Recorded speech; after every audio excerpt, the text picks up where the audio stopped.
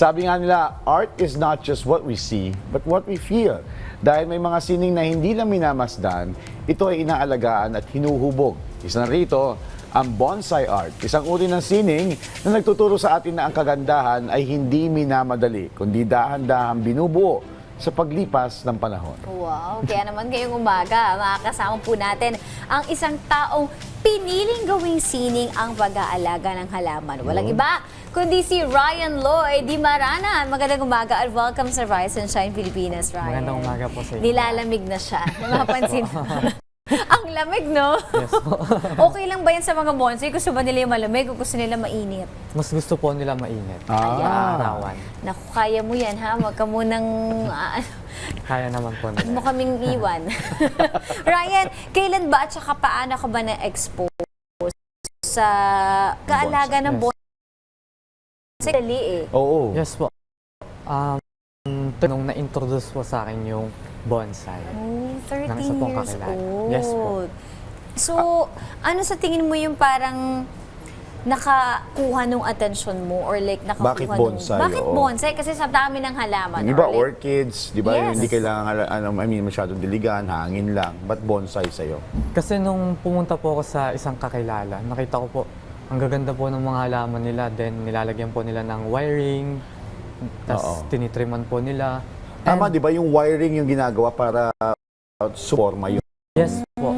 paglaki nung... Ano yung pinaka-challenging part dito sa pag-aalaga ng bonsai? Aside dun sa, yun nga, paghulma sa kanila, kasi this is a form of art as well. Yes po. So, ano yung pinaka-challenging part? First po, syempre yung pagbubuhay sa isang halaman. Okay. Kasi iba-iba po yung karakteristik ng bawat puno. So, kapag baguhan pa lang po, syempre, kailangan nyo po kung anong klase yung puno na itatanim nyo po. Okay, so, kinukuha mo to sa mga normal na puno. Tama ba?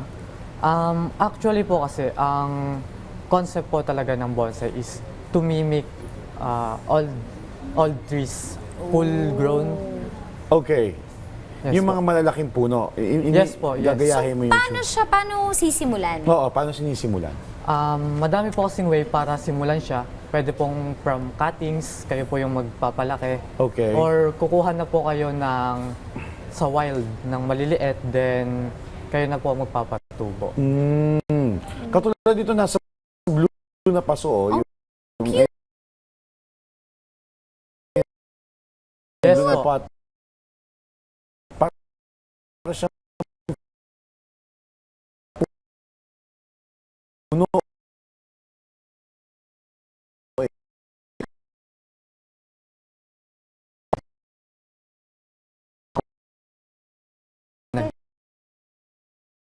Grain.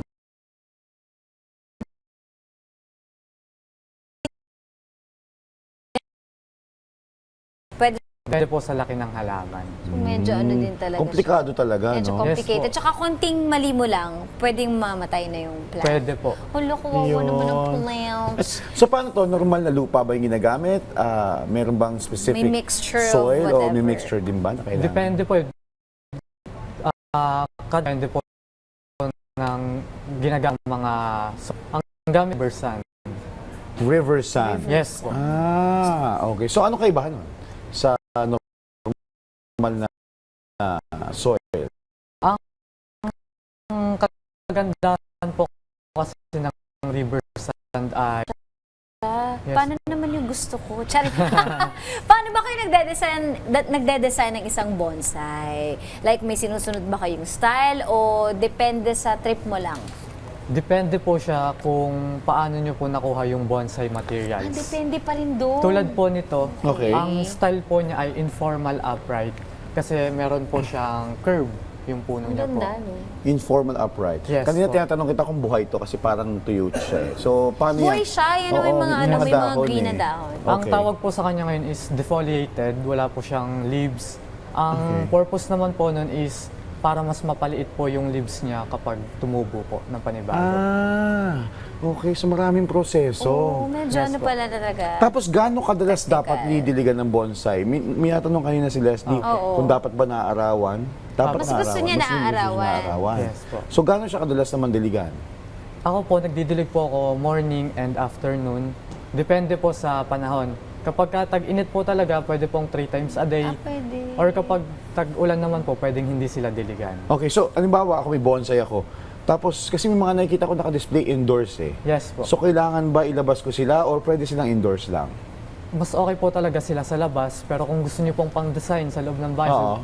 sabihin na po natin 1 day lang, pwede niyo po siya ipasok. 1 day lang. Yes po. Pero Hanggang- ilalabas mo rin siya. Sabagay, Or maliit pwede lang ba naman yung siya. parang, kunyari, ganito kaliit yung bonsai ko, nandun lang sa may tabi ng bintana Okay. Yes. na may light, pwede yon. Pwede po. Pero mas maganda talaga expose siya Yes sa po. hangin and sa... mas maganda talaga siya pakilabas. Okay. So hindi pala biro katulad nito, o tinan mo. Ang ganda, no? Oh. Para ka talagang Para siyang may puno tree na ka na maliit. talaga po, sa yan po. loob Oo. ng bahay mo. I Namimik love niya po it. yung Ganda, full size tinan ng mo. trees. Since you formed this into art at ito yung interest mo, nagbebenta ka rin ba ng bonsai? Yes po, nagbebenta po. Ang galing. So ganito, yung ganitong kalaking bonsai. Magkano yan? Sa magkano po? Depende po siya sa age kasi, pero Okay. yung ganyan po, nagre-range na po siya ng 1,000. Oh, Wow! kita mo ha. So, ibig sabihin yung mga ganito, ito talaga mga mamahalin to. Yes po. Yung mga malalaki. Wow! Ito how much siguro siya para lang may idea? Siguro po, magre-range na siya ng mga 5K. ganun. Wow! Wow.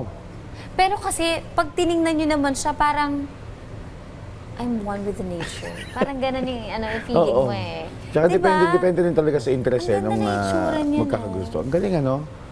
Tsaka ang mahal niya. Oo, ang mahal. Hindi siya katulad ng cactus. So, halimbawa, bumili ako sa'yo, meron ba akong free tutorial? Paano alagaan? Oo meron ka nga. ba instructions? Yes po. Okay. Paano ba Igagayad ko- patatagalin? Oo. Yes po, i-guide ko po kayo kung paano po siya alagaan. That's nice. Ang galing. Ano? So, thank you so much, Ryan, Ryan. sa iyong impormasyon, sa update dito, sa details kung paano mag-alaga ng bonsai at pagbabahagi ng kaalaman sa amin. Ryan Lloyd Dimaranan. Thank you so much. Yun. Thank you, Ryan. Thank you po.